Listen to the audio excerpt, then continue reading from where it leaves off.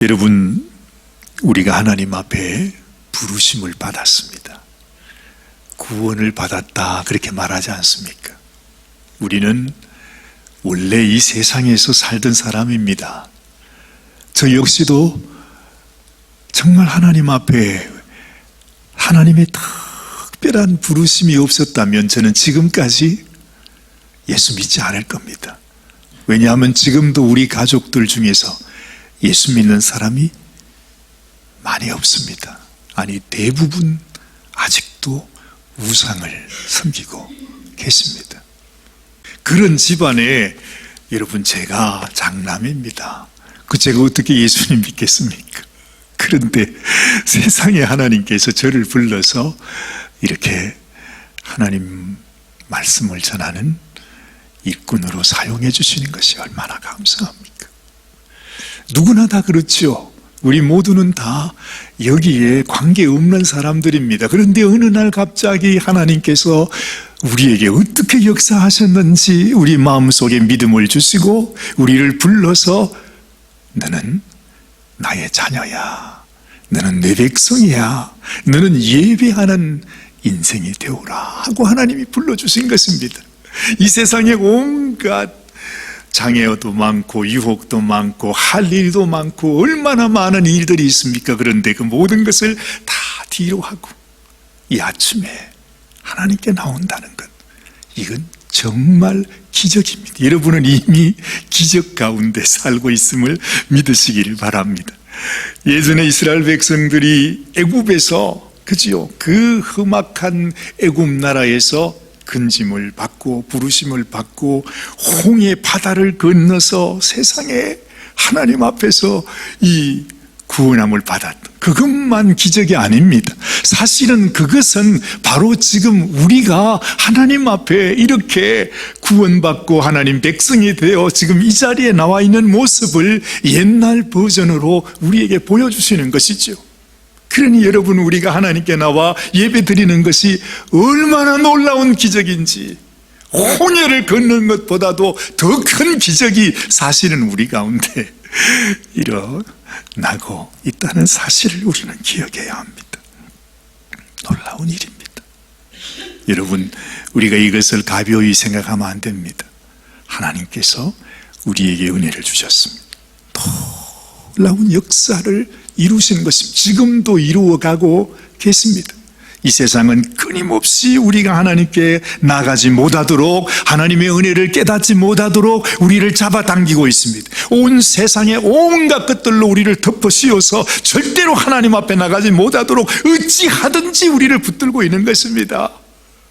우리 눈에는 잘 보이지 않는 것 같지만요, 그 가운데 하나님께서 이제는 우리를 통해서 또 다른 사람들에게, 또 다른 우리의 가족들에게 하나님의 그 사랑을 우리를 통해 전해주기를 하나님은 원하시는 것입니다.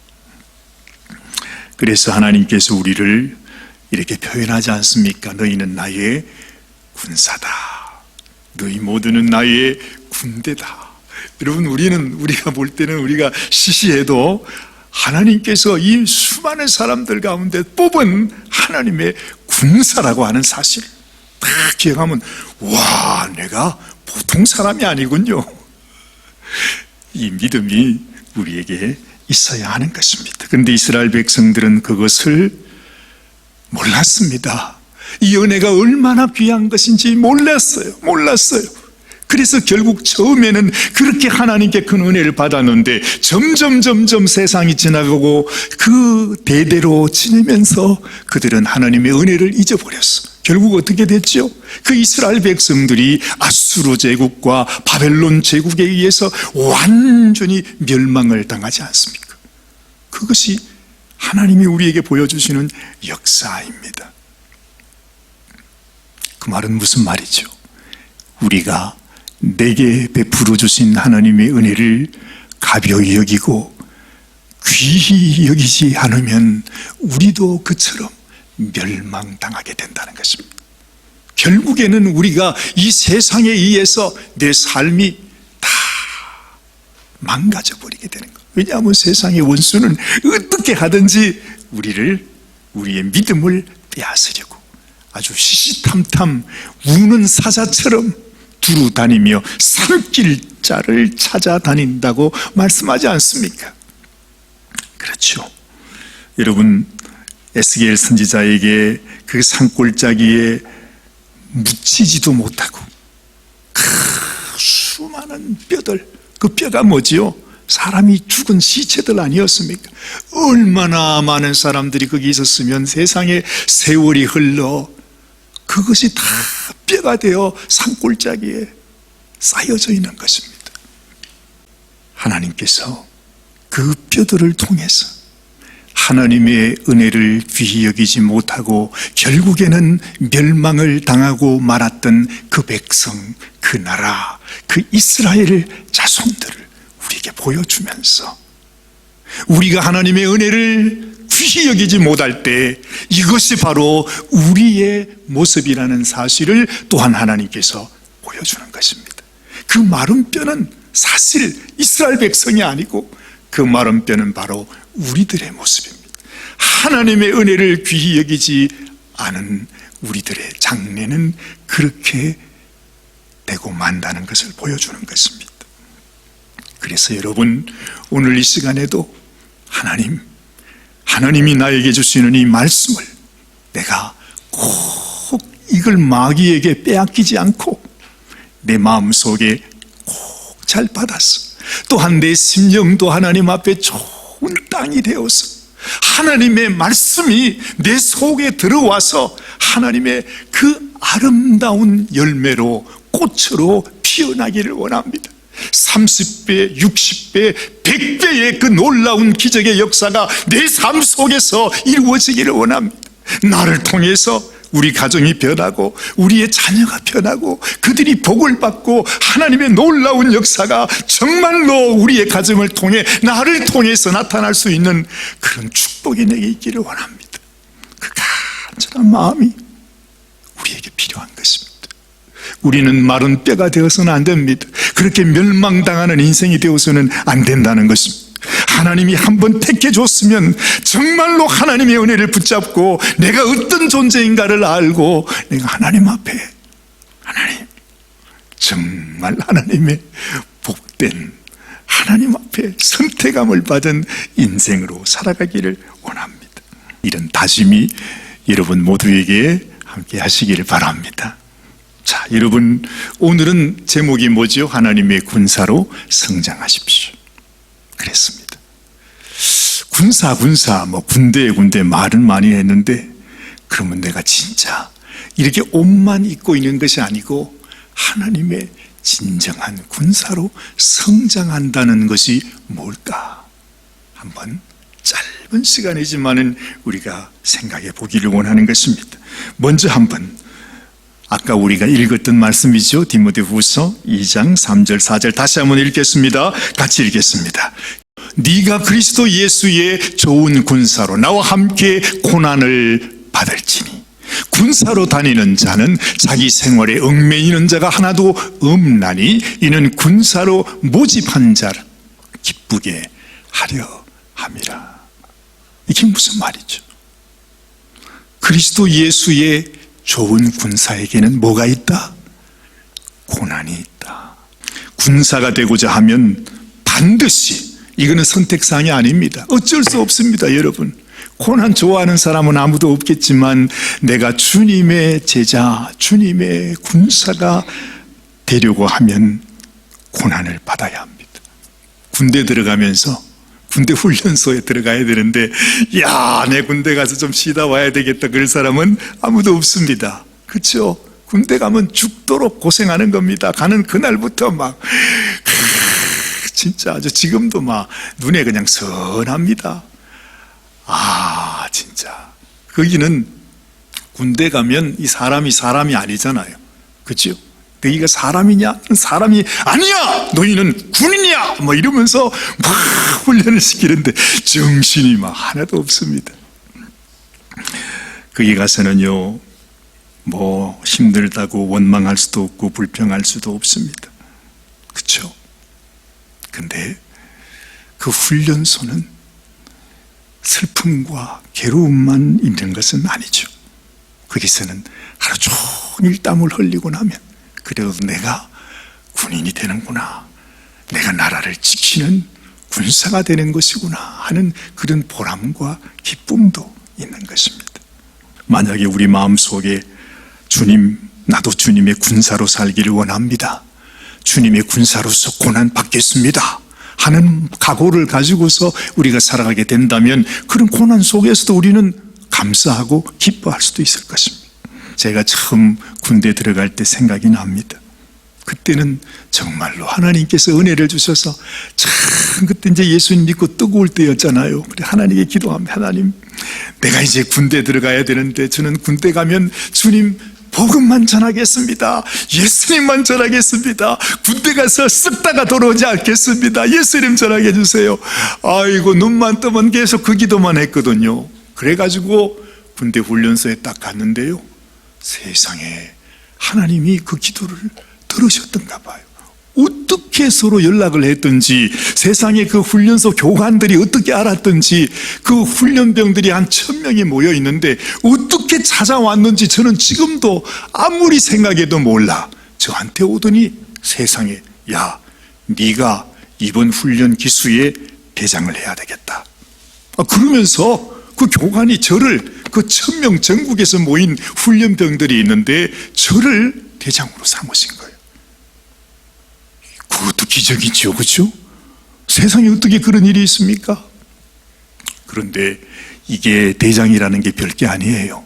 제일 먼저 일어나가지고 지닥거리 다 하고 애들 다 재우고 난 다음에 다 잠자고 나면 그때 가서 자는 거예요. 아유, 군화도 못 벗어요, 세상에. 아침에 그냥 뭐 해 뜨기도 전에 기상나팔 불면 기상나팔 불기 전에 제가 먼저 일어나가지고 그 모든 점호받는 걸 다 준비를 해야 되는 거예요. 그런데 그게 얼마나 기쁜지. 그래서 저는 지금도 군대 생활이, 이야, 나는 다시 군대 들어가고 싶다. 너무너무 좋았습니다. 세상에 최악의 고난이 최고의 기쁨이 될 수 있구나. 왜 그렇습니까? 하나님이 내 기도를 들으시고 하나님이 나를 사용할 수 있구나. 얼마나 좋았는지. 그래서 그때 훈련소에서, 야, 우리 새벽 기도 할 사람 새벽에 기도하자 이래가지고 역사상 처음으로 군대 훈련소에서 장교들에게 허락하여서 새벽 기도를 했다는 것입니다. 그때 받은 은혜가 너무 커가지고 세상에 40년이 지났는데 그때 훈련받던 동기가 지금도 전화 와가지고, 야, 그때 참 좋았습니다 하면서 그때 못 있습니다 뭐 이런단 말이죠. 이야, 참, 여러분, 정말로 이런 마음을 가장 좋아하시는 분이 우리 주님이시구나 하는 걸 제가 아주 느꼈습니다. 이것이 바로 주님의 군사의 기본 자세가 아니겠습니까? 어찌하든지 나는 싫어요, 고난받기 싫어요, 그게 아니고, 주님, 내가 여기 있습니다, 최고 어렵고 힘든 일 저한테 맡겨주십시오. 이러면 주님이 얼마나 좋아하겠어. 주님도 이 땅에 오셔서 그 고난의 잔을 주님이 마셨습니다. 십자가에 죽기까지 하셨습니다. 그 주님의 마음을 알고 난 이후에 예수님을 버리고 도망갔던 그 제자들도 말이죠, 하나같이 전부 다 주님이 마셨던 그 고난의 잔을 다 마셨잖아요. 다 자기의 생명을 주를 위하여 순교했던 것을 우리는 알게 됩니다. 이처럼 여러분, 주님의 군사가 된다는 것은 스스로 낮은 곳으로 가는 것입니다. 힘든 일을 맡는 것입니다. 희생의 자리로 모든 성도들을 대신해서 내가 죽겠다고 하는 그 마음을 뜻하는 것입니다. 그런데 세상은 지금 완전히 거꾸로 뒤집어 놓았죠. 교회의 직분을 마치 세상에서 감투하는 것으로 생각하는 것이 지금의 현실입니다. 그래서 교회는 온갖 시기와 질투와 감투 싸움의 현장이 되어버립니다. 이게 현실입니다. 어디 성도들만 그렇습니까? 목사들도 마찬가지입니다. 여러분, 예수님이 옛날에 성전에 들어갔을 때 얼마나 화가 나셨으면요, 성전에 있는 상을 그냥 다 뒤집어 엎고 채찍을 만들어서 전부 다 떠나라고 말. 너희가 아버지의 집을 강도의 굴렬로 만들었다고 화를 내셨던 주님, 주님이 자기의 노를 주체하시지를 못하셨다고 그러십니다. 지금 교회 다를 것이 없어요. 그래서요, 성경은 말합니다. 하나님의 심판은 이 세상에서 시작되는 것이 아닙니다. 하나님의 심판은 교회에서부터 시작된답니다. 그래서 하나님 앞에 은혜를 받은 성도들의 마음속에 뭐가 있느냐는 것이에요. 뭐가? 그리스도의 군사가 된다는 것, 고난의 길이다. 고난의 길이다는 것을 알아야 합니다. 고린도전서 4장 11절 이하에 보면 사도 바울은 자기가 그리스도의 일꾼인 것을 이렇게 소개합니다. 여러분 같이 한번 읽으십시다. 바로 이 시간까지 우리가 줄이고 목마르며 헐벗고 메맞으며 정처가 없고 또 수고하여 친히 손으로 일을 하며 후욕을 당한 적, 축복하고 핍박을 당한 적 참고 비방을 당한 적 권면하니 우리가 지금까지 세상에 더러운 것과 만물의 찢기같이 되었도다. 이게 하나님의 일꾼, 하나님의 군사의 모습입니다. 그렇지만 사도 바울은 이 일을 위해서 자기 모든 것을 드렸습니다. 감사함으로 이것을 감당했다 말씀하고 있지 않습니까? 사랑하는 여러분, 우리도 이런 마음을 마음에 갖게 되시길 바랍니다. 이런 마음을 가질 때 하나님 앞에 성장하는 것입니다. 우리가 하나님 보실 때 세상 사람은 뭐라고 할지 몰라도 하나님이 우리를 보시면서 네가 나의 군사이구나 인정해 주시는 것입니다. 사도 바울이 있었던 당시에도요, 사람들이 이것을 알지만 그걸 깨닫지 못해서 따라가지 못했던 모습을 우리는 보게 됩니다. 고린도전서 3장 1절로 3절까지 말씀하면 또 한번 읽어보십시다. 같이 읽습니다. 형제들아, 내가 신령한 자들을 대함과 같이 너희에게 말할 수 없어서 육신에 속한 자 곧 그리스도 안에서 어린아이들을 대함과 같이 한다. 내가 너희를 젖으로 먹이고 밥으로 아니하였노니 이는 너희가 감당치 못하였음이거니와 지금도 못하리라. 너희가 아직도 육신에 속한 자로다. 너희 가운데 시기와 분쟁이 있으니 어찌 육신에 속하여 사람을 따라 행함이 아니리요. 이렇게 말하고 있는 거예요. 대부분의 성도들은 아직까지 어린 아이에서 머물러 있는 것을 보게 됩니다. 너희가 육신에 속하고 어린 아이가 되었다고 하는 그 증거가 바로 뭐냐 하면 너희에게 있는 시기와 분쟁이었습니다. 여러분, 혹시 우리의 모습은 어떻습니까? 사실 우리의 모습도 마찬가지잖아요. 얼마나 우리가 쉽게 시기하고 쉽게 분쟁하고 질투하고 서로 싸우고 언성을 높이고 그럴 때가 얼마나 많아요. 그게 일상입니다. 이런 영적인 어린아이의 모습을 벗어버리고 정말 성숙한 그리스도의 군사, 장성한 분량으로 자라가라. 이것이 우리 주님의 간절한 소원이었습니다. 여러분, 오늘 본문의 말씀은 바로 에베소서 4장 13절의 말씀입니다. 여기서 우리 다시 한번 이 말씀을 한번 생각해 보십시다. 우리 13절 말씀입니다.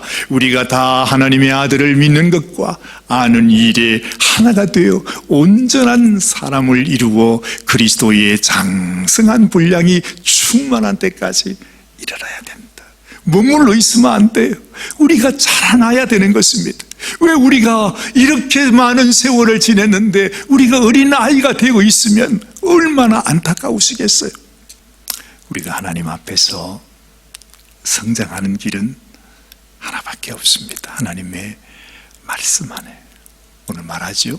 하나님의 아들을 믿는 것과 아는 일에 하나가 되어서 온전한 사람을 이루어 그리스도의 장성한 분량, 충만한 데까지 이르라 말씀합니다. 그래서 우리가 매주마다 내가 말씀으로 내 마음속에 계속 나 자신을 비추면서 하나님의 말씀이 내 안에서 역사하고 하나님의 말씀대로 내 자신이 장성한 분량으로 자라가기를 우리가 사모하는 것입니다. 이게 교회 생명입니다. 교회 생명입니다. 어떨 때는 참 신기할 때가 많아요. 아주 작은 곤충들 있잖아요. 가끔 저도 사무실에 있어 보면은 가끔 제 앞에서 이렇게 휙 날아오는 날파리가 있어요. 야, 참 그거 보면 참 신기해요. 세상에 눈에 잘 보이지도 않는 조그마한 날파리잖아요. 근데 갖출 건 다 갖춰 있어. 얼마나 잘 나는지 그놈을 하나 잡으려고 그러면 잘 안 잡혀요. 세상에 모든 걸 다 가지고 있잖아요. 뭐 그가 움직이고 날고 숨쉬고 뭐 하는 자기 일은 자기가 다 하니까 말입니다. 생명이니까요. 그죠?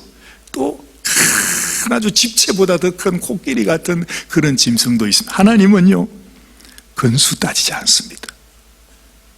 하나님께서 원하는 것은 네가 얼마나 크냐 적으냐 그게 문제가 아닙니다. 아무리 적은 것이라도 거기에 생명이 있고 그것이 마음껏 하나님의 장성한 분량으로 잘 자라고 있으면 크고 있으면 그게 최고인 것입니다. 교회도 마찬가지입니다. 큰 교회만이 좋은 교회입니까? 몇 사람이 모여 있어도 우리가 성숙한 하나님의 군사로 하나님의 제자로 하나님의 말씀으로 잘 우리가 훈련되어져 있으면 하나님 보실 때 조금도 부족함이 없는 것입니다. 그렇죠? 하나님의 교회는 그렇습니다. 여러분 우리 교회도 비록 우리는 적은 지체이지만은 우리를 통해서 하나님이 마음껏 역사할 수 있는 그런 살아있는 생명이 있는 정말로 하나님께서 우리를 향하여 네가 더 귀하다. 작은 것일수록 더 귀하답니다. 이 사람도 작은 고추가 맵다고 그러잖아요. 우리 몸의 지체도 아주 제일 연약하고 부족한 것이 가장 귀하게 여김을 받는 것을 우리는 아는 것입니다. 여러분 이렇게 또 말씀합니다. 오늘 14절 말씀을 보면 이는 우리가 이제부터 어린아이가 되지 아니하며 사람의 괴술과 간사한 유혹에 빠져 모든 교훈의 풍조에 밀려 요동치 않게 하려 함이라. 하나님이 한 번 택해서 한 번 하나님이 세워두면 변하지 말아야지, 흔들리지 말아야지, 요동하지 말아야지. 어떤 태풍이 불어도 어떤 고난이 와도 시련이 와도 흔들리지 말아야지. 어른은 그런 겁니다. 장성한 자는 그런 것입니다. 근데 말이죠, 우리가 얼마나 요동하는지. 벌써 나이는 60, 70, 80 노인이 되었는데 우리 마음은 정말로 아주 그냥 어린아이의 심정이라. 신앙생활 할 때도 하나님은 하나님의 생명을 바쳐서 너와 함께 언약을 맺었다고 그러는데, 아니 그러면 우리도 정말 하나님 앞에 뭔가 그런 약속과 그런 무게를 가지고 있어야 되는 것 아닙니까? 근데 우리는 그래, 조금이라도 내 마음에 안 드는 거 있으면 아이고 나는 이래서 교회 안 가, 아이 나는 이래서 교회 못 가, 아이고 나는 오사간 보기 싫어 교회 못 가, 아이 그 교회 가면 뭐가 어떻다 저떻다 얘기를 하는데, 아이고 참 어린애기구나. 주님은 말씀하는 것입니다. 어린아이가 되지 말라, 요동하는 자가 되지 말라. 하나님이 한번 세워주셨고 은혜를 주셨으면 설사 내 생명이 끝나는 한이 있어도 하나님이 맡겨주신 그 자리에 내가 충성을 다하겠습니다. 사관님은 교회를 떠나는 한이 있어도 나는 교회를 떠날 수 없습니다. 이 교회에 힘들고 어렵고 그 모든 일을 내가 감당하기 원합니다. 뭐 이런 마음이 있어야 되지 않아요? 이게 하나님께서 자신의 군사에게 바라는 것입니다. 요동하지 말라. 우리가 이 어린 나이의 모습을 벗지 못하면요, 안타깝지만 우리는 평생 마귀에게 놀잇감 받게 되지 않아요. 하나님 앞에 쓰임 받을 수가 없어요. 그래서 여러분, 하나님이 보실 때 하나님께서 귀하게 여기시는 그런 하나님의 일꾼, 하나님의 군사가 되어야 된다는 것입니다. 마지막으로 15절 16절 말씀, 오직 사랑 안에서 참된 것을 하여 범사에 그에게까지 자랄지라. 그는 머리니 곧 그리스도라. 그에게서 온 몸이 각 마디를 통하여 도움을 입음으로 연락하고 상합하여 각 지체의 분량대로 역사하여 그 몸을 자라게 하며 사랑 안에서 스스로 세우느라. 여러분, 이 말씀을 읽으면 무슨 생각이 들어요? 우리가 왜 그 마른 뼈들을 향하여 하나님의 말씀이 임하시고 하나님의 생기가 임하니까 세상의 그 마른 뼈들이 서로 연락하고 상합하여 사람의 모습을 만들고 하나님의 큰 군대로 세워졌다고 하지 않습니까? 우리는 정말로 먼지가 풀풀 나는 마른 뼈와 같은 인생인데 우리 주님께서 우리를 위하여 당신의 생명을 부어주셨어요. 당신의 피를 부어주셨어요. 당신의 영을 우리에게 부어주셨어. 우리를 일으켜서 너희는 이제 생명 없는 마른 뼈가 아니라 나의 생명을 받은 나의 제자요, 나의 군사요, 정말 이 시대를 살리는 나의 군대라. 하나님 우리에게 말씀하는 것입니다. 여러분, 우리가 언제까지 그냥 이 세상에만 눈을 두고서 이 세상 관심에 우리의 마음을 요동하며 살겠습니까? 하나님이 나에게 주신 은혜, 내게 주신 이 구원은, 이 은혜는 이 세상에 그 무엇과도 바꿀 수 없는 겁니다. 이보다 귀한 건 없는 거예요, 여러분. 정말 우리는 너무너무 큰 은혜를 받은 것입니다. 우리 마음속에도 주님, 그랬습니다. 정말 나의 이 육신이었던 어린아이였던 내가 변해서 이제는 하나님 앞에 성숙한 정말 하나님과 함께 같이 동역하는 하나님의 군사가 되기를 원합니다. 이렇게 하나님과 한번 하나님과 손가락을 걸고 약속하면서 하나님, 나는 주님 만나는 그날까지 결코 흔들리거나 요동하지 않겠습니다. 나를 사용하여 주옵소서. 하나님께 우리 자신을 올려드리는 저와 여러분 모두가 되시기를 주님 이름으로 축원합니다. 사랑하는 주님, 오늘도 주님 앞에 손가락을 걸고 우리가 약속했습니다.